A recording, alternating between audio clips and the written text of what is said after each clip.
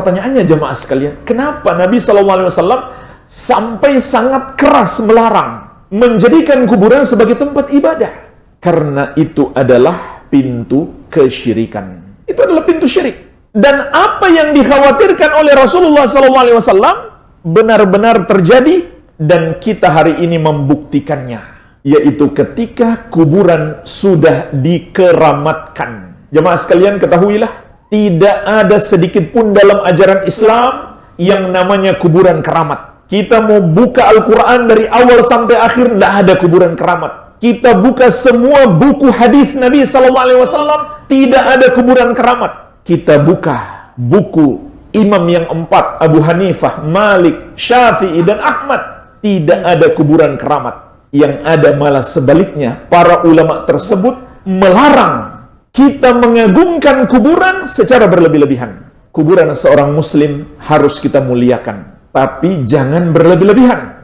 Kita muliakan, contohnya jemaah sekalian, kita datang di kuburan, kita salam. Kita disuruh lepas sandal. Di kompleks kuburan nggak boleh pakai sandal. Kita nggak boleh menginjak kuburan, apalagi duduk di atasnya. Bahkan tidak boleh pula sekedar dijadikan sebagai senderan. Ini semuanya dilarang dalam hadis-hadis yang sahih. Kenapa? Karena kaum muslimin itu mulia, hidupnya dan matinya. Tapi bersamaan dengan itu, Rasulullah SAW pun melarang keras kepada kita menghormati kuburan secara berlebih-lebihan, terutama kuburan orang soleh.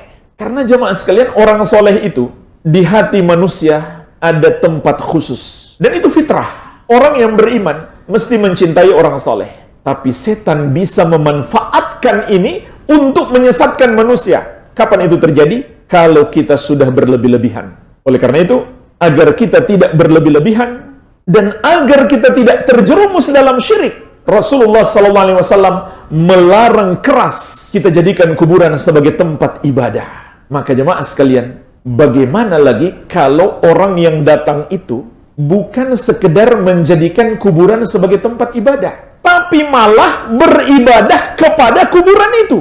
Maksud hadis-hadis yang kita bacakan di awal tadi, Rasulullah SAW melarang kita beribadah kepada Allah di kuburan. Dalam hadis yang lain lebih spesifik lagi, Nabi SAW melarang solat di kubur. La tusallu ilal kubur wa la tajlisu alaiha. Jangan kamu solat menghadap kuburan dan jangan pula duduk di atasnya. Al-ardu kulluha masjidun illal maqbara wal hammam. Bumi ini seluruhnya adalah masjid. Maksudnya boleh kita solat di mana saja kecuali dua, kuburan dan WC. Maka Rasulullah SAW melarang kita beribadah kepada Allah di kuburan. Bagaimana lagi jika orang yang datang ke kuburan itu bukan hendak beribadah kepada Allah, tapi beribadah kepada penghuni kubur itu, atau beribadah kepada Allah dan juga beribadah kepada penghuni kubur itu. Berarti dia telah menduakan Allah Subhanahu wa ta'ala.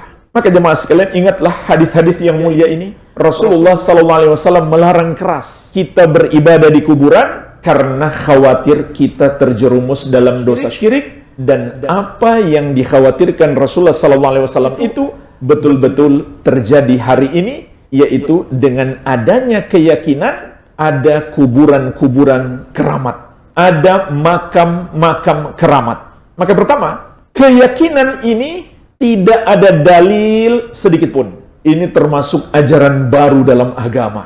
Rasulullah SAW tidak pernah mengajarkan kepada kita. Seandainya ada jamaah sekalian kuburan keramat itu, maka kubur Nabi SAW yang paling keramat. Kubur para sahabat yang begitu banyak di Baqi, di Syuhada Uhud, tentu itu yang paling keramat. Ternyata tidak.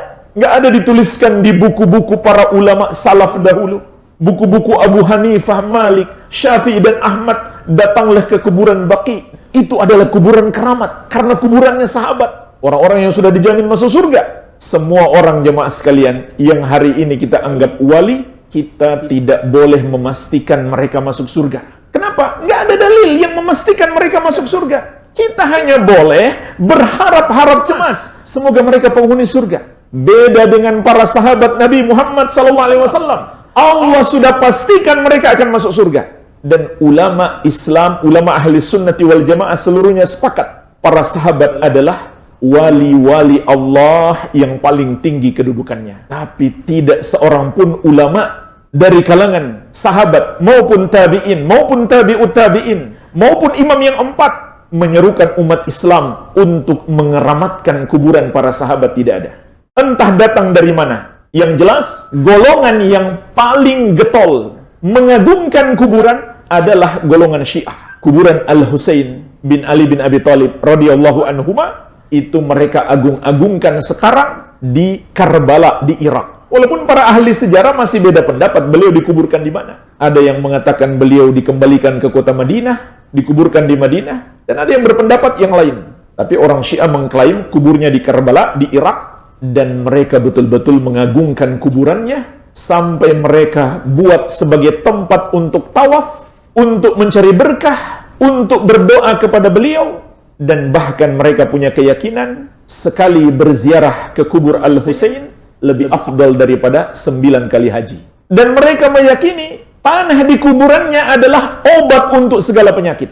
Dan mereka mengirim tanah-tanah dari kuburan Al-Husain itu ke seluruh pengikutnya di seluruh dunia untuk melakukan sholat di atasnya. Jadi, kalau kita kembali kepada sejarah yang bisa terlacak pada umat Islam yang mengagungkan kuburan, yang pertama-tama berlebih-lebihan terhadap kuburan orang soleh adalah orang-orang Syiah. Tapi kalau kita kembali kepada hadis Yahudi dan Nasrani, jadi itu ajaran baru dalam Islam, mengeramatkan kuburan. Dan bahkan bukan hanya sekedar ajaran baru, tapi ajaran yang sampai pada tingkat dosa terbesar, yaitu syirik.